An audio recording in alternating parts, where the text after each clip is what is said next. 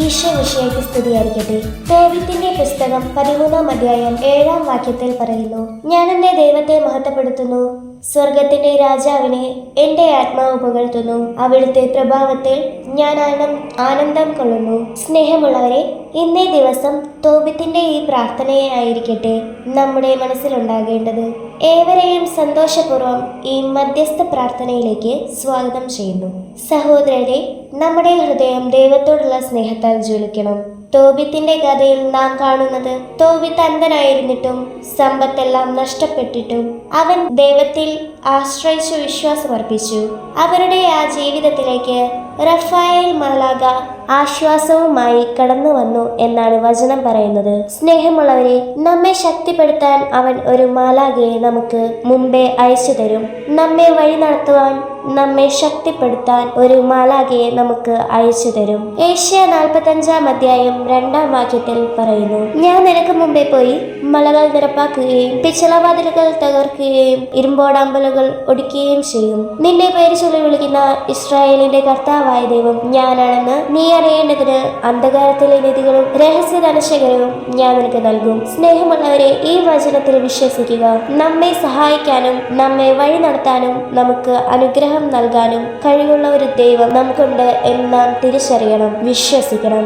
നമ്മുടെ ഏതവസ്ഥയിലും നമ്മെ കൈവിടാതെ നമ്മെ നയിക്കുന്ന ഒരു ദൈവം നമുക്കുണ്ട്. പകൽ മേഘസ്തംഭമായും രാത്രിയിൽ അഗ്നിസ്തംഭമായും വഴി നടത്തിയ ഒരു ദൈവം, ആ ദൈവത്തിലാണ് നമ്മുടെ പ്രത്യാശ. അതിനാൽ സഹോദരരെ, സാമ്പത്തിക ബുദ്ധിമുട്ടാകട്ടെ, രോഗമാകട്ടെ, ആകുലതയാകട്ടെ, ജോലി തടസ്സമാകട്ടെ, എന്തിൽ നിന്നും നമ്മെ കരകയറ്റാൻ നമ്മുടെ ശക്തനായവൻ കൂടെയുണ്ട്. ഈ നിമിഷം നമ്മുടെ പ്രാർത്ഥനാ സഹായം ആവശ്യപ്പെട്ട ആളുകളെ നമുക്ക് ഓർക്കാം. പ്രത്യേകിച്ച് രോഗികളായവർ, കടബാധ്യതയിലുള്ളവർ, ജോലി തടസ്സമുള്ളവർ, വിദേശത്ത് ജോലിക്ക് പോകാൻ തടസ്സം നേരിടുന്നവർ എല്ലാവരെയും നമുക്ക് ഓർക്കാം. നമ്മുടെ ചാനലിൽ പ്രാർത്ഥനാ സഹായം ആവശ്യപ്പെട്ട് ഒരുപാട് മക്കളാണ്. പ്രത്യേകിച്ച് കടബാധ്യത അനുഭവപ്പെടുന്നവർ, വിസ തടസ്സം, വിദേശത്തെ ജോലി ലഭിക്കുന്നതിന്റെ തടസ്സം എന്നിവ അനുഭവിക്കുന്നവർ, മക്കളെ ഓർത്ത് ആകുലപ്പെടുന്ന മാതാപിതാക്കൾ എല്ലാവരെയും നമുക്ക് തിരുഹൃദയത്തിലേക്ക് സമർപ്പിക്കാം. തീർച്ചയായും നിങ്ങൾ ഈ ചാനലിൽ നിങ്ങൾക്ക് വേണ്ടി പ്രാർത്ഥിക്കുന്ന എല്ലാവർക്കും വേണ്ടി പ്രാർത്ഥിക്കാം. അവരുടെ ആവശ്യങ്ങളിൽ ഇടപെടണമേ എന്ന് കർത്താവിനോട് പ്രാർത്ഥിക്കാം. നമുക്ക് ഒരു നിമിഷം സ്തുതിച്ച് കർത്താവിനെ മഹത്വപ്പെടുത്താം. Hallelujah, hallelujah, hallelujah. യേശുവേ ആരാധന, ആരാധന, ആരാധന. സ്തുതിക്കുന്നു കർത്താവേ, മഹത്വം. യേശുവേ മഹത്വം, യേശുവേ മഹത്വം, യേശുവേ ആരാധന. Hallelujah, hallelujah. സ്തുതിക്കുന്നു, സ്തുതിക്കുന്നു, സ്തുതിക്കുന്നു, സ്തുതിക്കുന്നു, സ്തുതിക്കുന്നു. Hallelujah, hallelujah, hallelujah, hallelujah. നമുക്ക് ഏറ്റുചൊല്ലാം.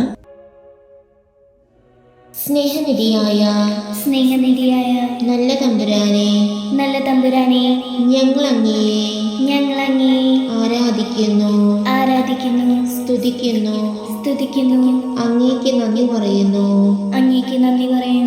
പാപികളും ബലഹീനരുമായ അടിയങ്ങളെ അവിടുത്തെ മുമ്പിൽ സമർപ്പിക്കുന്നു.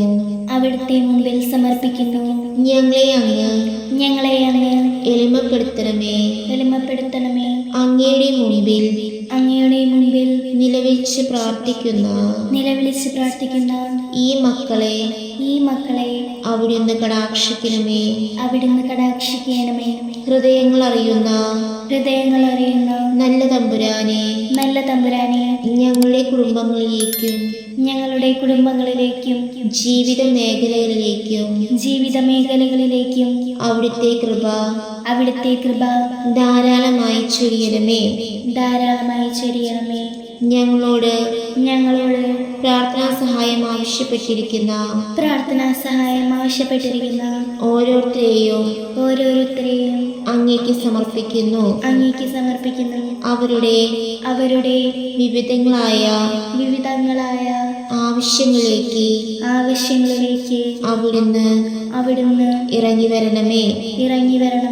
ലോകത്ത് സമാധാനവും ശാന്തിയും വർദ്ധിപ്പിക്കണമേ. സഭയിൽ ഐക്യവും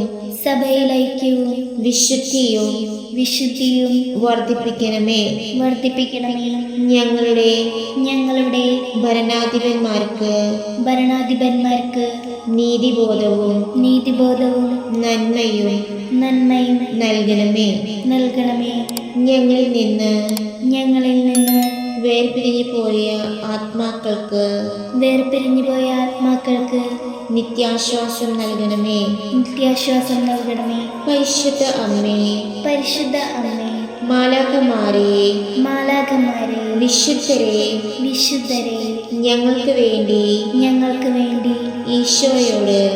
ഈശോയോട് മാധ്യസ്ഥം വഹിക്കണമേ. ഈ ലോകത്ത് ഇന്ന് അർപ്പിക്കപ്പെട്ടിരിക്കുന്ന എല്ലാ വിശുദ്ധ കുർബാനകളുടെ യോഗ്യതയാൽ പിതാവായ ദൈവമേ, അങ്ങേക്ക് ഞങ്ങൾ സമർപ്പിക്കുന്നു. ഞങ്ങളുടെയും ഞങ്ങളുടെ നിയോഗങ്ങളുടെയും മേൽ കരുണയായിരിക്കണമേ.